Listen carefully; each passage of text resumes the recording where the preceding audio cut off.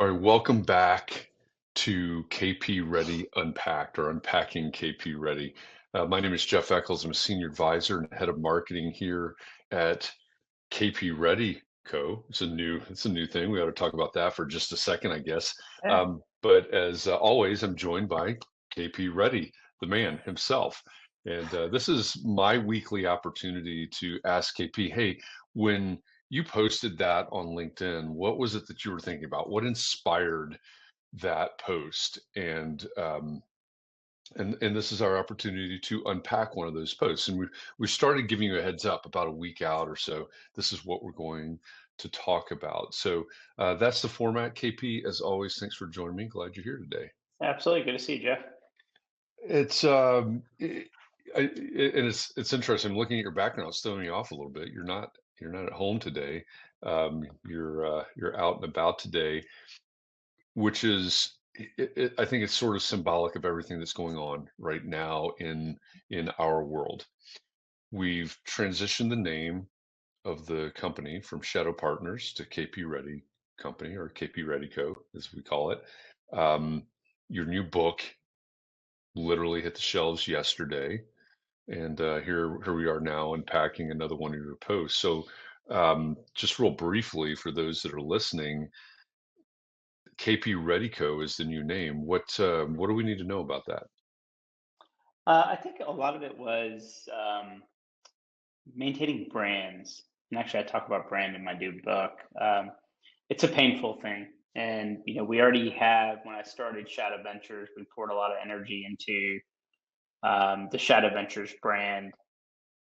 Friends of mine in the brand world still continue to say that, my personal brand is actually, there's more brand equity in my personal brand than there is in my company's brand. And there was a lot of brand confusion happening between shadow ventures and shadow partners. And so I've always resisted naming companies after myself. It just feels odd to me in this day and age. But kind of everybody convinced me into, you're the one with all the followers on LinkedIn, and you have the brand. So why are you to go spend money? Because it all costs money. Why are you Mhm. to spend money to build a brand from scratch when you already have a great personal brand? So just run with that. So much to my chagrin, we went with it. I think it's working out well. It's a little weird, right? It's a little weird to hear you use my name as a company Mhm. and then also refer to me. But one of my kids said, "Dad, like, I don't think JP Morgan had a problem with it." Yeah. And I was like, "Well, that's one way to look at it." It is, and we don't have the ability right now to ask JP Morgan that question, but it's also not unprecedented, right? We've got Tony Mhm. Robbins, you've got Dave Ramsey, there's a lot of examples like this out there. And to me, you and I have had this conversation, of course. Part of the convincing piece of it, a lot of what we bank on, a lot of the currency of what was Shadow Partners, what's now KP Ready or KP Ready Company going forward, is thought leadership. It's understanding, it's knowledge of the industry, it's being able to break down what you see, which is one of the reasons we come here every week to record this, right? To talk about what it is that you're seeing and what you're thinking about. Um, and you mentioned your book. I think this is actually a pretty decent segue. Um, your book is a piece of thought leadership. It's what you've seen, it's what you've learned, it's what you understand, it's what you're projecting, predicting, et cetera, around thriving in an AI-driven world. As I said in the open, that hit the shelves yesterday. So, just briefly, what do we need to know about the book? Well, I think like most things, even my content on LinkedIn and the pod, it's mostly me out in the world. I have the best job in that I get to go out in the world and talk to 20 to 100 people every week. I mean, it's insane. Um, and from that, I get to glean lots of insights. And I think those insights are factual, data driven stuff that I also write white papers on and things like that. But also, it's just also this emotional aspect of what people are going through, which I think those are always connected. It's not just about data. It's also about how people feel and what their sentiment is in the world. And so last year when I was running around like I do now, talking to lots of people, and AI became part of the forefront. And I saw CEOs talking to me about AI, and these same CEOs never talked to me about BIM. They never talked to me about IoT. They never talked to me about cloud. They all started wanting to talk about AI with no technical background because they were Mm, playing with it. Um, and from all those conversations, it kind of yielded a narrative of basically that people are in a tough spot, like they don't know what to do next. And while we can learn from history, history a lot of times is a data point. It was what happened then was then. What happens in the future, TBD. But we can learn from it. And so, really, I kind of said, like, I started writing a book through these conversations to say, like, how do we get people to feel comfortable about that we've been in similar situations before, maybe not the same, and learn from that history and learn from that, and then also set out a framework for how to thrive in an AI driven world. Which my belief is we're in an AI super cycle. We're super early innings of it all. But it is incumbent upon employees to reskill themselves, knowing these tools and different technologies coming available. And it's also incumbent on leadership to guide their employees and guide their organizations, not just to manage through mm, it, but to actually thrive in it. And I think that's the difference maker. And I think when I did all this work and analysis and wrote the book, it was pretty clear that most companies have not formed the skill sets to be intangible. They've been very tangible to date. Problem solution. Um, and I think if people and firms aren't careful, it's a race to the bottom. mm, Like think about what we do to produce our content. Um, it's so much easier. You're in a different city than me. We're not going to a studio. We don't have a mixing board. We don't have a drove of video editors and audio editors out there. Like we're using a lot of AI to do this stuff, and we're using a lot of technology. And so I think as you look at that, if you don't think about all these tools and think about what's coming, it's just going to be a race to the bottom, and then next thing you know, you're a commodity. You yeah. know. Yeah, which is what I think many people that express fear around I don't think are necessarily using the word commodity, but that's what they're afraid of ultimately. Um, and so I think that all creates a good segue to what we're here to unpack today. You said you're out in the world, um, and I know I don't even know how many of these we've recorded to date. I'd have to sit down and take a look at that, but it's quite a few at this point. And the way that you have always explained this to me is you're out in the world, you're talking to people, and that's what inspires a lot of the things that you post on LinkedIn. So as you're listening out there, if you're not following KP Ready on LinkedIn, you're missing out. I mean, I mean that quite literally. You're missing out. You should be following him because you have the ability to glean from the insights that he's sharing there on LinkedIn a couple times a day, usually. And we only unpack one a week. You can go back through the archives of the podcast and listen to those, and you can join us live inside the Catalyst Network if you'd like to experience the live recording, sort of behind the scenes piece of that, or you can listen going forward in the podcast. But every week we come here and unpack one of those posts. So, um, KP, what we had talked about unpacking this time was the post on AI and construction sites. You still want to do that one? Yeah, let's do that. All right. So I'm going to read this. I'm going to read what KP posted. As I'm looking at it, it looks like he posted this um, on about, let's say, April 25th or so on LinkedIn. Hmm. Right now it says 6 days. And so I'm counting on my fingers and looking in a calendar, and it's getting pretty complex. So I'm guessing about April 25th. But it reads like this. KP wrote, AI on construction job sites is big opportunity. I was teaching a building construction class at Georgia Institute of Technology, so Georgia Tech, yesterday. Many of the students have work experience and were intrigued by the case studies that I shared. Their feedback was that they spend a lot of time chasing people down for information to make decisions, but it's such a huge lift that by the time they have all the info that they need, it's old. So let's unpack that for a minute. First of all, been there, done that, right, in past life, Hmm. and completely understand where those students are coming from.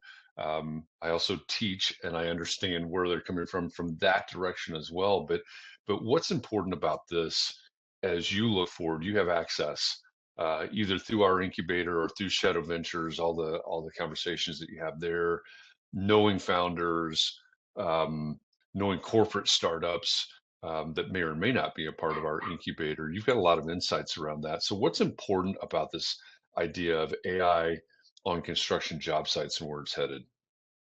No, I think so. So I think there's a couple of things to think about. Is if you are provided as a decision maker on a project in a company, whatever it is, as a decision maker, if you are provided the right information, the decision becomes self-evident.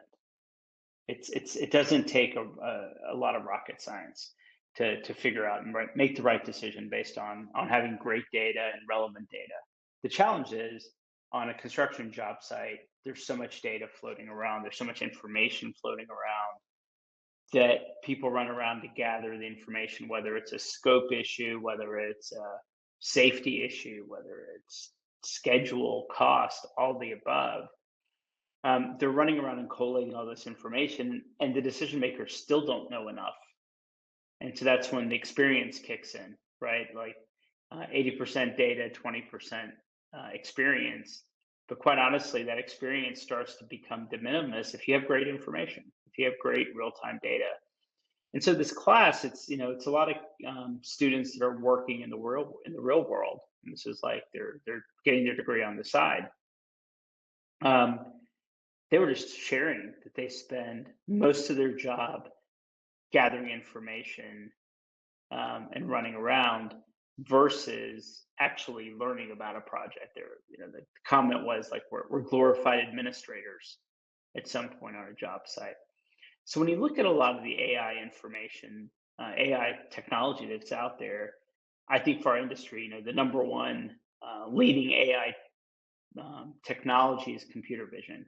Everything we do on a construction job site has everything to do with our eyesight. We're not tasting anything, we're not feeling anything. In the world of senses, it's pretty much eyesight. Maybe the occasional audible, like "watch out," that's someone yelling at you. Um, but outside of that, it's mostly visual. So you think about that, you think about we build off of things that are very visual again, right? We're reading drawings, we're reading specs, where it's all visual once again.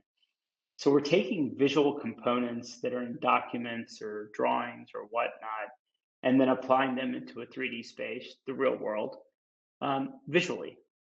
And so, to me, the biggest technology that's changing the game for our industry is computer vision. One, um, it's got great eyesight, right? It's got great resolution. It's amazing what you can get with cheap cameras, almost disposability of the hardware these days. You don't need anything special. Yeah, you can deploy LiDAR and other technology, but honestly, the camera, $100 camera is good enough these days.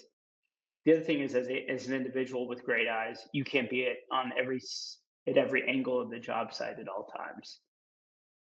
And then you still have to process that visual data and apply it to make decisions.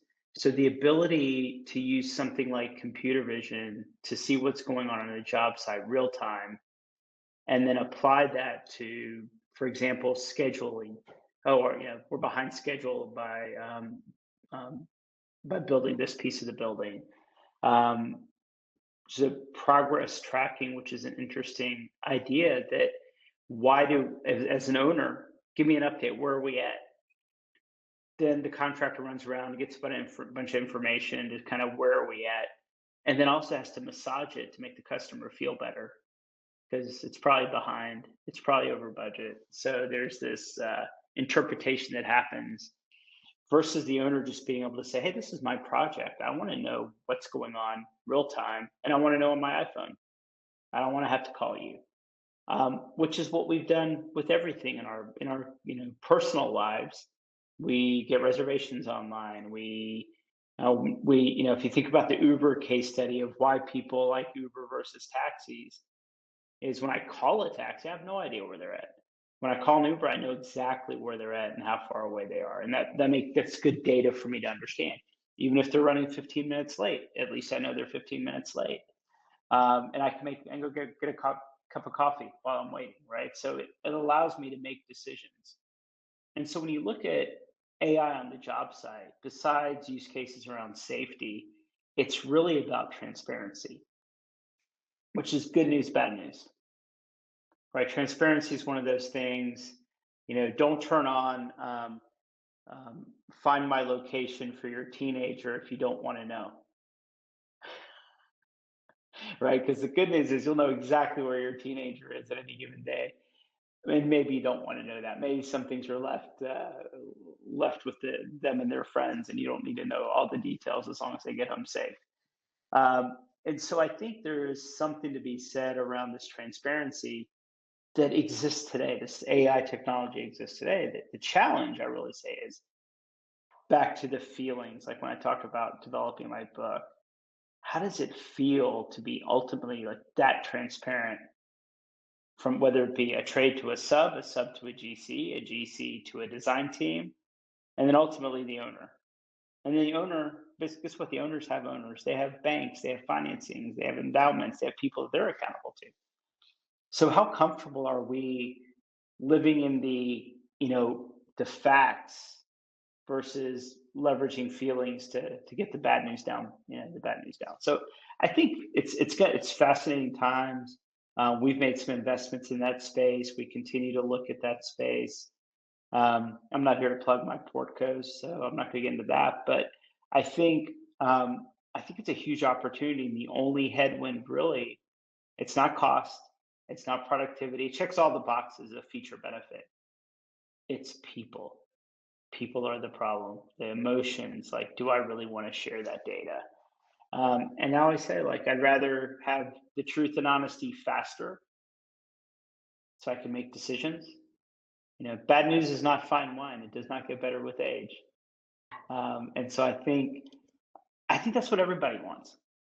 Yeah. And I don't think we want the facts being massaged to make us feel good, but I think it's a cultural shift. Yeah, it's, as you say that, it reminds me of a quote from Colin Powell, former general in the U.S. Army, former Republican candidate for president. And he was talking, looking back at his time in the military, commanding troops, obviously at the highest level. And he said you need between 40 and 70% of the information in order to make a decision. If you have less than 40%, you're going to make a poor decision. If you have more than 70%, you probably took too long to get that. And, it may have already passed by now. And so I think, as you were describing that, I wonder how he would revise that now, because he has the ability to get much more than 70% much faster. Um, and I think the feeling, as you're talking about, the feeling of making decision based on 40 to 70% of the information, there's some gut going on there, right? Hmm. There has to be, if that's the way I'm making a decision.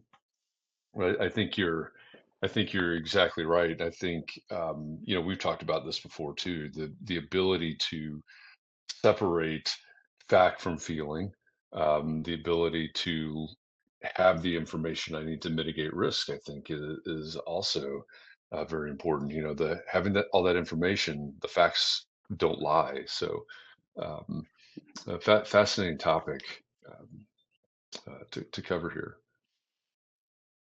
Now, like I said, I think we have to all start getting comfortable. To Mhm. your point, it shouldn't take that long to get 70% of the data you need to make a decision. And there is so much inefficiency when we talk about optimizing construction and optimizing, whether it's the cost or the timing. Um, if you can get people better data faster to make decisions, projects go better. Yeah. I mean, I don't think we need to, we don't need to do a research report on this. We don't need to do a ton of academic research on this. Get better data faster, make better decisions. I mean, that's all it is. And I think it's a fascinating time. Um, I'm surrounded by a lot of friends in construction and real estate, and I always say, like, I'm so glad I'm in tech because I can kind of command and control and know everything via my laptop, via my phone. Um, they have to sit there and use a lot of judgment on any given day, in terms of what's going on projects. And it sounds terrible. Like, it sounds like a really tough way to live a life, so to speak. And um, so I think my hope is that industry starts to think about this, that transparency is good. And then I think owners will also start to, I think owners are already starting to demand it. Hearing it from owners that are saying, oh, this technology exists. Why are my contractors not using it? Mhm. I just want to log in. The first inkling we saw that was with job site cameras. Some friends of mine in Atlanta started a company called Ox Blue, and they were on job sites. They just were streaming just video footage, wasn't anything analytical. And owners loved it. I remember doing business. I used to do a lot of consulting for Safeway grocery stores, and they had a command center because they were building stores all over the country where they didn't have construction personnel, and they would sit there in their office in California and like check in on the streams and see what was going on. Yeah, you saw a lot of that during COVID too, a sort of an explosion of that out of necessity, right? Oh, we can't have Mhm. people close together on job sites, even though it's outdoors, et cetera. So there's a huge advancement um, in the use back then as well, and it's only accelerating at this point. It's pretty exciting times, I think. I would agree. I would agree. Yeah. Well, KP, thank you for unpacking this post for us today. Again, I'll read it again. It's relatively short. If you're not following KP, why? Right? Why aren't you? As I scroll down through his LinkedIn feed right now, he's talking about startup founders, which actually I think we'll talk about next week. He's talking about VCs, and in this post, he's talking about AI on construction job sites. So maybe more tactical in terms of the types of use cases that are out there. And so this post from about April 25th or so, it reads, AI on construction job sites is a big opportunity. I was teaching a building construction class at Georgia Tech yesterday. Many of the students have work experience and were intrigued by the case studies that I shared. Their feedback was that they spend a lot of time chasing people down for information to make decisions, but it's such a huge lift that by the time they get all of the info, it's old. And true statement, absolutely true statement. So think about that and hear what KP has to say here as we talk about better information faster and being able to make decisions. So again, KP, thanks for joining me on this journey today to unpack this post. As I said, next week we're going to talk about maybe not all founders are cut out to be CEOs. We'll see as we All unpack right. that one. Engage with KP over on, especially in the Catalyst Network. It's a great place to engage with him on, as we're recording this, actually tomorrow, he's going to host the Founder Circle over there. So it's basically office hours with KP tomorrow. Um, Tomorrow at 11 a.m. Eastern. So again, thanks for listening. Thanks for watching. If you're watching this live now inside of the network, and we will see you again next time. Thanks, everybody.